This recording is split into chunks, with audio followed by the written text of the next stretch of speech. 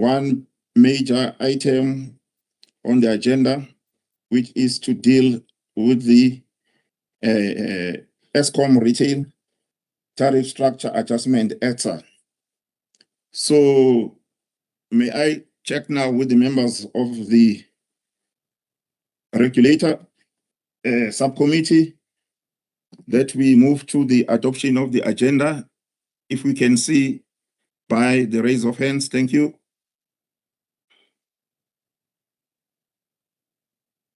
Yes, thank you, Ms. Semane, Mr. Mkize, Ms. Maseti, and Mr. Bukula.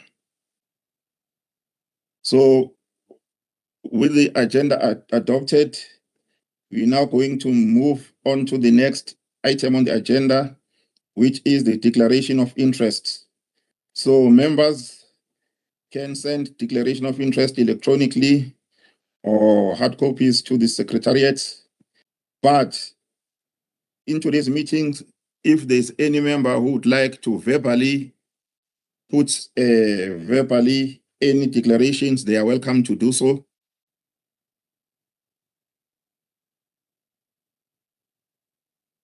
I do not see any request to put in verbally today in the meeting. So we are now going then to move on to the next item on the agenda, which is the publication of a consultation paper on Eskom's retail tariff structural adjustments ETSA for the standard tariff for the 2026/27 financial year. And to do that, I'm going to invite Mr. Matebula to do the presentation. Thank you, Mr. Matebula. Chairperson, thank you. We appreciate the opportunity to put through this presentation to the members.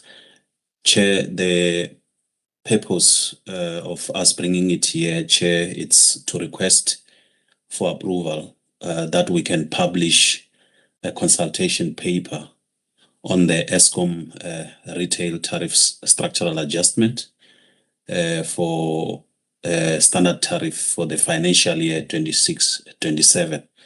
We would want to invite the members of the public to make their comments on the Eskom application.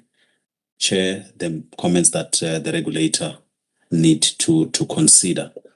Chair, if this is approved today, Chair, we will publish, and due to constraints with regard to time and also ensuring that the results and the outcome of this process can also be tabled in Parliament before the 15th of March, this process will be constrained to a 15-day calendar day publication, and which will close on the 2nd of March. And the regulator will therefore make the decision and provide feedback to Eskom. So, Chair, we have received this application on the 10th of this month. And obviously that was following the regulator's approval of the allowable revenue for Eskom for this year that is starting on the 1st of April 2026. Chairperson, I would like to invite the project leader, Ms. Nthabiseng Mapitsing, just to give some detail to the members before we can take questions. But Chair, I must also indicate that on under paragraph 6, table 2, we have also indicated the timelines that we would like to process this particular application. And we would appreciate if the members can also consider that, Chair, as we deliberate and intend to have this approved for consultation. Chair, we would also appreciate the inputs of the members in terms of the questions that we have put on our consultation paper to ensure that they will guide the members of the public to be able to provide the necessary inputs into this process. Chair, let me allow Ms. Mapitsing to just give some detail, and we can hand over to yourself, Chair. Thank you. Thank you, Ms. Mapitsing. Over to you. Thank you, Chairperson. Good morning, Chairperson and members and colleagues. As Mr. Matebula already summarized this application, I just want to further to state that indeed the application was received on the 10th of February 2026, together with the proposed schedule of standard tariffs for consideration and approval. Chairperson, upon the receipt of this application, the team screened the submission for compliance with the ERTA methodology, which was found to be compliant. In terms of timelines, the indicative timeline for this consultation process is set out in Table 1. The process, as Mr. Matebula highlighted, we are anticipating to get the decision by the 6th of March. The recommendations are read as follows.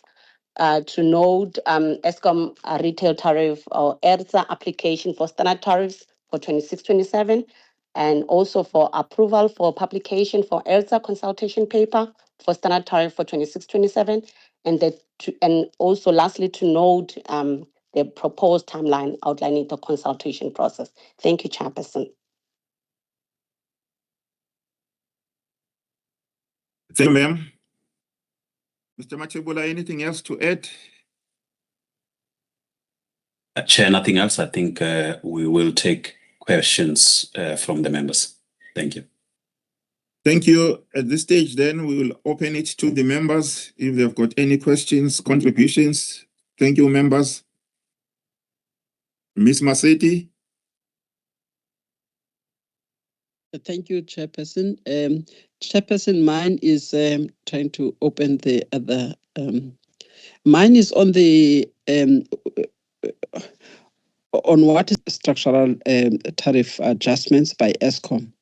Just to get clarification in terms of how ESCOM has proposed the inclusion of the generation capacity charge, so that we are clarified how this is going to be recovered from in its application. It talks about the portion of that GCC, the generation capacity charge, which is increased from 20%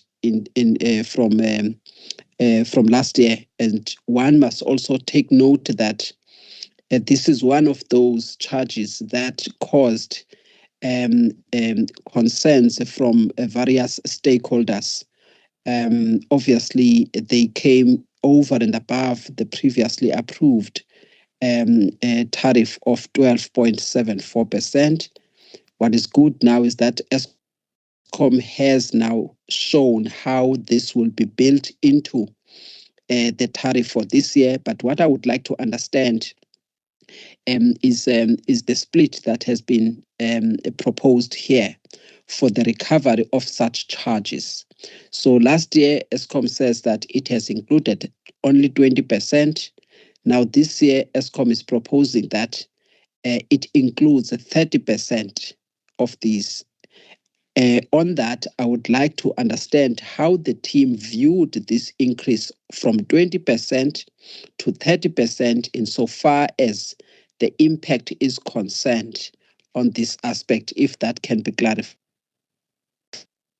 Then it also then talks about 70% that is now remaining, of which ESCOM says it will be recovered through the energy charge. These things need to be unpacked because then they come back later. And that's why we even had to have a market inquiry on this, because it translates into something different from the 8.76% that we are required to consult on today.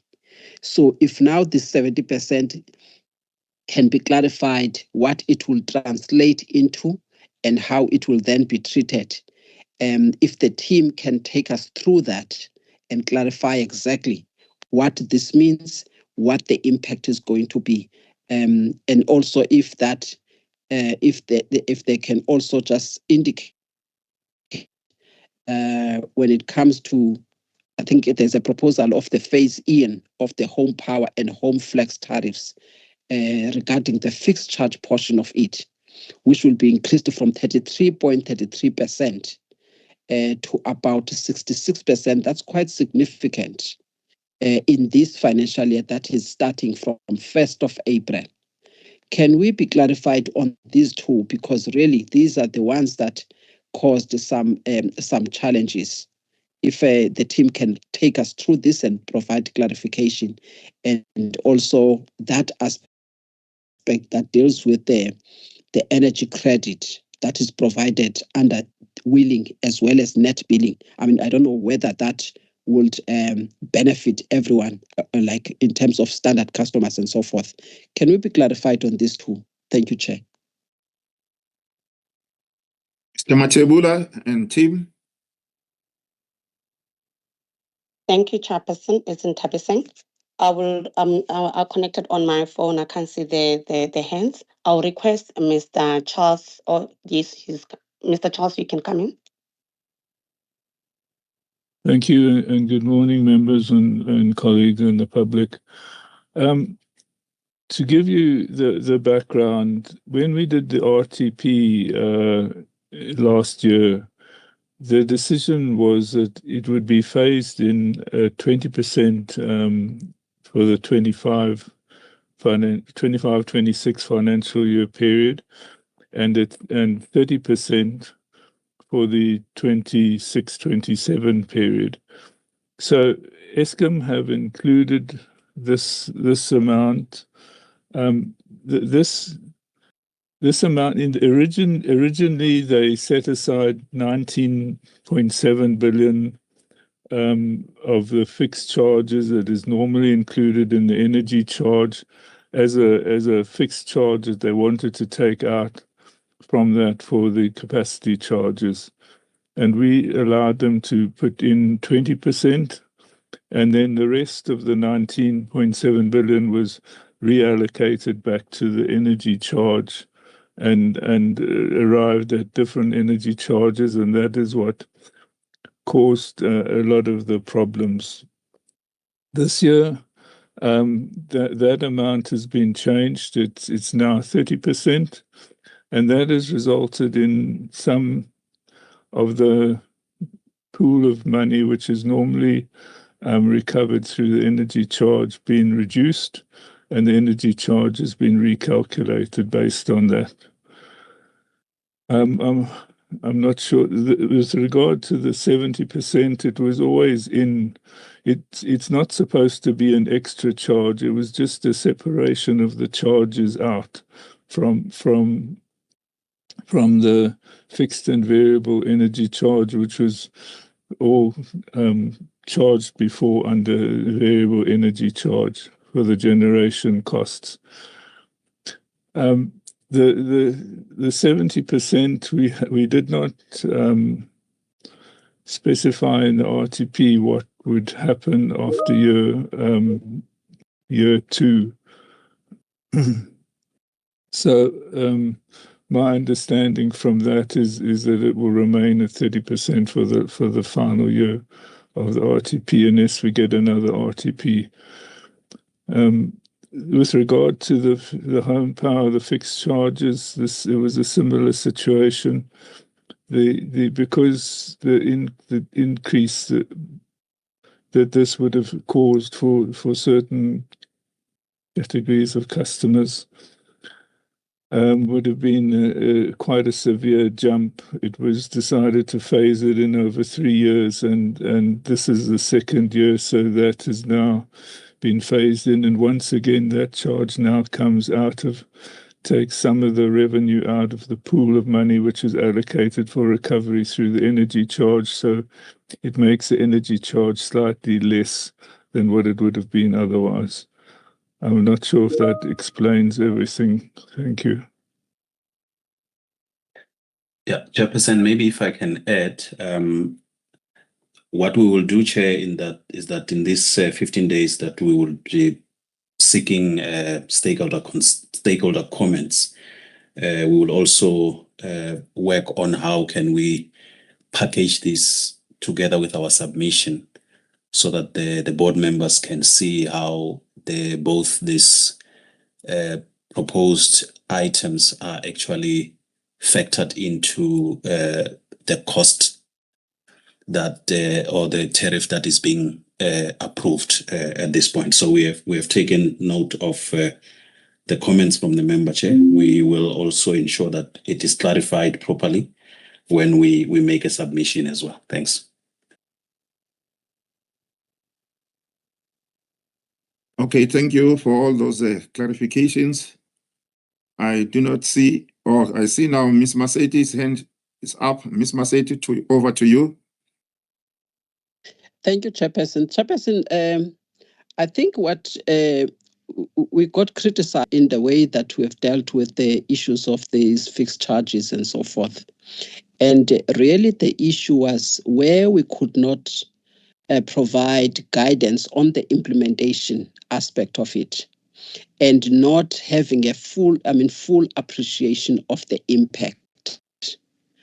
It might be, and I appreciate the explanation from Charles. I think it would be useful for the team during the consideration of this matter that we do consider the effect of what ESCOM has put in here so that we avoid the situation that we have seen last year, a situation that also made us to provide clarification in Parliament when we were asked about the fact that we approve, for instance, 12.74. Now ESCOM is asking, obviously, the 8.76% increase.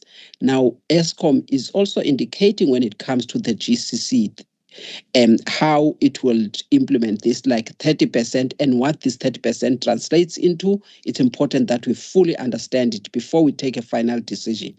And also the inclusion of the remaining 70% of that generation capacity charge. We must also be, at least during the analysis, be clarified on this. I would request that we focus on this. We explain how this is going to work out. We explain what is expected as an outcome so that there are no surprises again that NERSA must be faced with when we were faced with the same situation last year and we simply look at what ESCOM is proposing without full actually mean to the customers, especially in certain industries like the intensive energy users. The second question was not answered, Chairperson, and I'm hoping that, again, we will scrutinize that in terms of the home power and so forth. There was no clarification with regards to the question that I asked. Thank you, Chair. Thank you, Ms. Maseti. Can I ask the team again, through Mr. Matebula and the team, to respond? Thank you, Chairperson. I think the home power one, Charles did clarify it. I think what we've seen also the issue, most of the query that we received, Ms. Maseti, was on the home light when we restructured the IPTs to a single tariff now, where now the increases from the customer, because we also received for 25-26, we received a lot of queries regarding the increase was not that 12.74, but that was due to the restructuring of the tariff. Even when this year for 26-27, we did check if the increase for the home light tariff for 20 and 60 amp, those indigent, was in line with the 8.76, which indeed we found to be that. Thank you, ma'am, for that. I don't see any other hands. So I think at this stage, I am going to ask the members of the subcommittee to raise their hands if they are in support of the recommendations. I know the recommendation has already been read earlier on, but maybe I will just repeat it. The recommendation is to note ESCOM's retail tariff structure application for standard tariffs for the financial year 2026/2027. It's also to approve ESCOM's retail tariff structural adjustments application for standard tariff financial year 2026/2027 consultation paper. And lastly, to note the proposed timelines outlining the consultation process. So with that, may I ask the members by show of hands if they are in support? Chair, apologies, and I'm not sure if I heard you correctly. We do not approve the consultation All right. document. We approve the consultation thereof, the publication of the consultation, not the document itself. All right. No, thank you for that. So with that clarification, if we can continue the voting. I see Mr. Pukula, Ms. Semane, Ms. Maseti, Mr. Mkize, Advocate Sitole, and myself. Thank you very much. So we have now come to the end of our meeting. So the meeting is adjourned. And the next meeting, I think, is on the 10th of March, according to my records here. So thank you very, very much for your attendance and your participation. Meeting adjourned. Thank you, Mr. Majola. Thank Mr. you, Majola, Chair. may I Thank take you. the opportunity to just indicate to the members that Mr. Ntanzi will be sending a note that the energy regulator meeting that was going to consider this has now been postponed.